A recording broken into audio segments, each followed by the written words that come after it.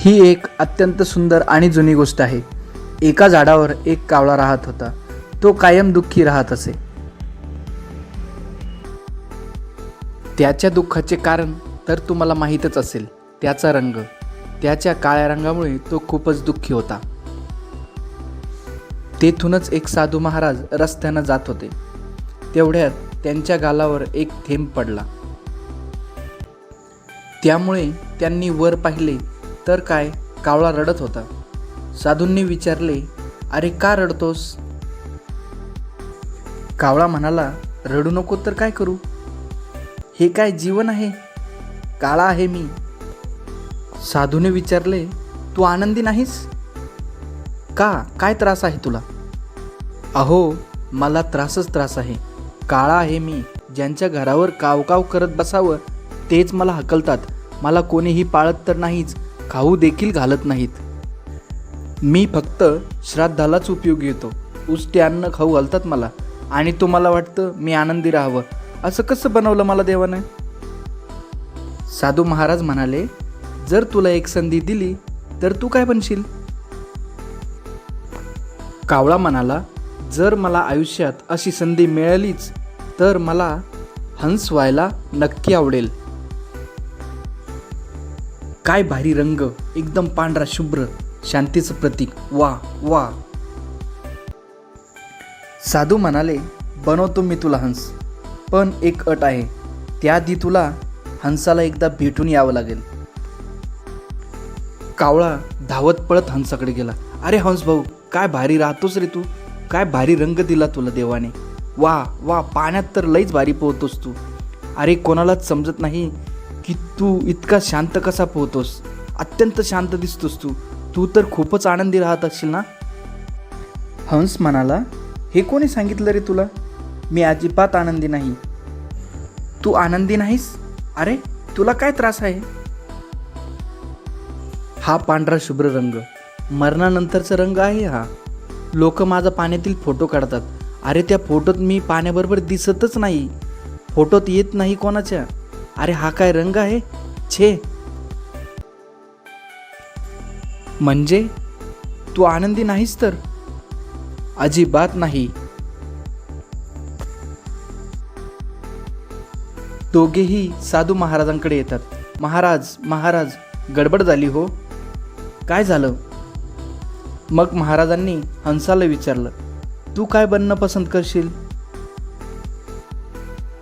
"महाराज, मी पोपट बनेन." "काय चोच, काय रंग, वा वा. लोक पाळतात त्याला. काय मिठू मिठू गोड गोड बोलतो. बनवा, आम्हाला पोपटच बनवा."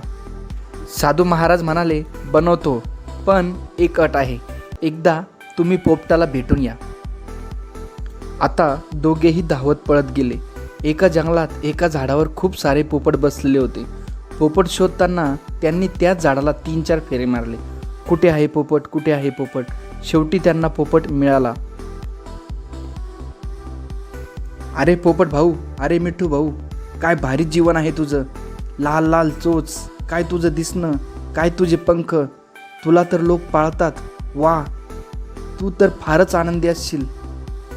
पोपट म्हणाला, "हे कोणी सांगितलं तुम्हाला?" "अरे तू सुद्धा आनंदी नाहीस? अरे तुला काय त्रास आहे?" "अरे त्रासच त्रास आहे रे. आता तुम्हीच पहा ना. तुम्ही 3-4 फेऱ्या मारल्या तेव्हा मी तुम्हाला दिसलो. हा काय रंग आहे? या झाडांच्या मध्ये तर मी दिसतच नाही." तिघेही परत आले. "महाराज महाराज, एक संधी द्या आम्हाला. मोर बनवा.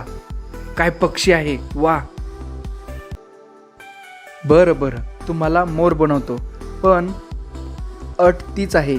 एकदा जाऊन मोराला भेटून या." तिघेही धावत पळत मोराला शोधण्यासाठी गेले. आता तिघेही मोराच्या जवळ गेले आणि म्हणाले, "अरे भावा, काय जीवन दिलंय तुला देवाने बघ. जेव्हा तुझा पिसारा फुलवतोस तेव्हा सारे जण फोटो काढतात. अरे तुझा पिसारा फुलण्याची तर ते वाटच पाहत असतात. तू राष्ट्रीय पक्षी आहेस. अरे तुला तर नाचताना पाहण्यासाठी लोक तासनतास वाट पाहतात बाबा. तू तर फारच आनंदी आहेस. नशीबवान आहेस तू. कधी संधी मिळाली तर आम्हालाही तुझ्यासारखं व्हायला आवडेल. मोर म्हणाला, कोणी सांगितलं तुम्हाला? अरे, तुम्ही पण दुःखी आहात? हो, मला पण त्रास आहे. काय त्रास आहे? मोर म्हणाला, लक्षपूर्वक आवाज ऐका. आवाज येतोय का? हो, येतोय. हा शिकारी येण्याचा आवाज आहे. तेवढ्यात एका मोराला मारलं जातं. मोर म्हणाला, याचा आता एक एक पीस उपटून काढतील आणि या शहरात, या देशात विकतील. तो मोर तडफडून तडफडून मरेल. अरे, हे काय जीवन आहे? कशाला बनायचं मोर? मग तू पण आनंदी नाहीस?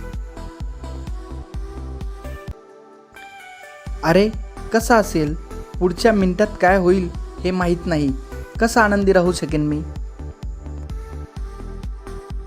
मग तुझ्या अंदाजाने काय बनायला पाहिजे आणि कोण सर्वात आनंदी आहे? मोर कावळ्याला म्हणाला, तू.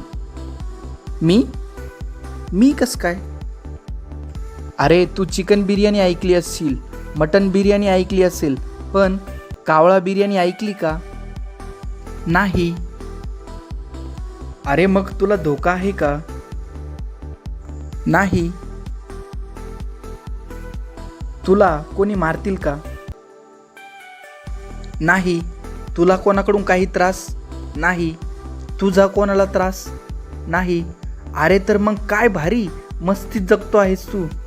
अरे, आम्हाला तर पुढच्या तासाचाही भरोसा नाही, तर मग तुझ्यापेक्षा आनंदी दुसरा कोण? मॉरल ऑफ द स्टोरी, तुम्ही जसे आहात, ज्या अवस्थेत आहात त्यात आनंदी राहा. इतर कोणाशीही तुलना करू नका. या जगात तुमच्यासारखे फक्त आणि फक्त तुम्हीच आहात. आनंदी राहा, खुश राहा.